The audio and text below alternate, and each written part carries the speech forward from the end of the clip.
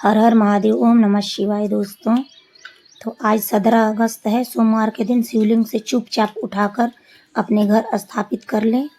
भगवान भोलेनाथ का मिलेगा अपार आशीर्वाद, होगी हर मनोकामना पूरी। जो काम बनते बनते बिगड़ जाते हैं वो काम भी आप देखेंगे कि अब सफल होने लगा। मित्रों, भगवान भोलेनाथ अपने भक्तों की मनोकामना जरूर पूरा करते हैं और आज 17 अगस्त सावन का तीसरा सोमवार है, इसलिए यह दिन बहुत ही खास है। तो आप सभी से निवेदन है कि वीडियो को आधा अधूरा मत देखना, पूरा वीडियो देखना और यह उपाय अवश्य ही करना। तो चलिए मित्रों, भगवान भोलेनाथ का जयकारा लगाते हुए इस वीडियो को शुरू करते हैं। भक्तों, आज हम आपको जो बात बताने जा रहे हैं वो कोई आम बात नहीं, यह एक ऐसा बात है जिसे बहुत कम लोग जानते हैं और जो जानते हैं वे किसी को बताते नहीं, क्योंकि यह अपनी साधना का हिस्सा बन जाता है।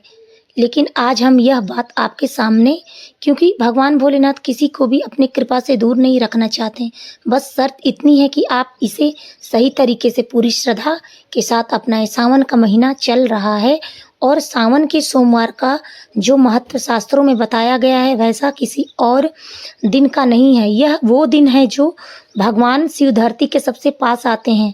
कहा जाता है कि इस दिन शिव लोक और धरती के बीच की दूरी इतनी कम हो जाती है कि सच्ची पुकार सीधे कैलाश तक पहुंच जाती है। इसलिए इस दिन थोड़ी सी सच्ची भक्ति करने से बड़ी परेशानी से भी दूर हो सकते हैं। इसलिए आज के दिन भगवान भोलेनाथ का ध्यान अर्पण जरूरी है। सच्ची पुकार सीधे कैलाश तक पहुंचती है। लेकिन भक्तों,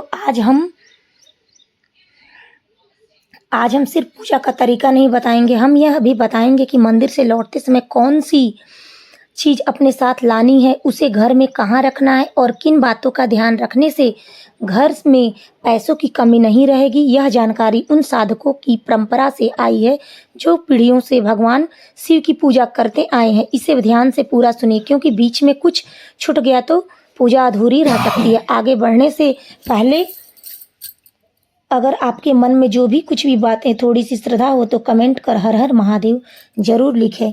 कोई भक्त श्रद्धा से भगवान का नाम लिखता है तो उसकी वाणी में शिव जी अपने आप उतरने लगता है। सबसे पहले जान लीजिए कि सावन का महीना क्यों इतना खास माना गया है। कथाओं के अनुसार समुद्र मंथन के समय जो जहर निकला था उसे भगवान शिव ने अपने गले में रख लिया था। उस जहर की जलन शांत करने के लिए देवी देवताओं ने शिव के सावन के महीने में लगातार जल चढ़ाया था और यह घटना सावन में ही हुई मानी जाती है। शिव जी को जल चढ़ाना सबसे ज़्यादा फलदायी माना जाता है। जो जल आप शिवलिंग पर चढ़ाते हैं वो सिर्फ एक रस्म नहीं बल्कि शिव जी के गले की जलन शांत करने का प्रतीक है।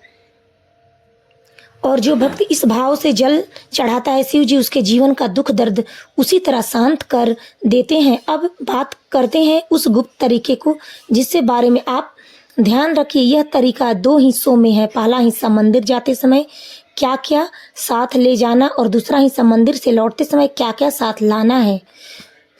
दोनों हिस्से जुड़े हुए हैं और इनमें से कोई भी छोड़ दिया तो पूजा अधूरा माना जाएगा। पहले बात करते हैं मंदिर आते समय क्या लाना चाहिए। पहली चीज़ है जल।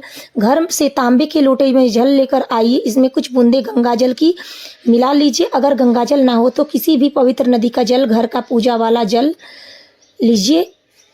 लेकिन गंगाजल मिलाने से जल और पवित्र हो जाता है। यह जल घर से इसलिए ले जाते हैं क्योंकि यह आपके घर की ऊर्जा से जुड़ा होता है। जब आप इसे शिवलिंग पर चढ़ाते हैं तो यह आपके घर और शिव जी के बीच एक अनदेखा नाता बना देता है। दूसरी चीज़ है बेलपत्र। 3 पत्तों वाला बेलपत्र लाइए। ध्यान रहे कि पत्ता कटा फटा ना हो। कहा जाता है कि जो भक्त पूरा बिना टूटा बेलपत्र चढ़ाता है उसके जीवन में भी पूर्णता आती है, उसका कोई काम अधूरा नहीं रहता। तीसरा चीज़ है सफ़ेद फूल। शिव जी को सफ़ेद रंग बहुत पसंद है क्योंकि यह वैराग्य, शांति और पवित्रता का प्रतीक है। सफ़ेद आँख, सफ़ेद कनेर या सफ़ेद कमल में से जो भी मिले वह जरूर ले आइए। चौथी चीज़ है कच्चा दूध। ध्यान रहे दूध उबला हुआ नहीं लेना।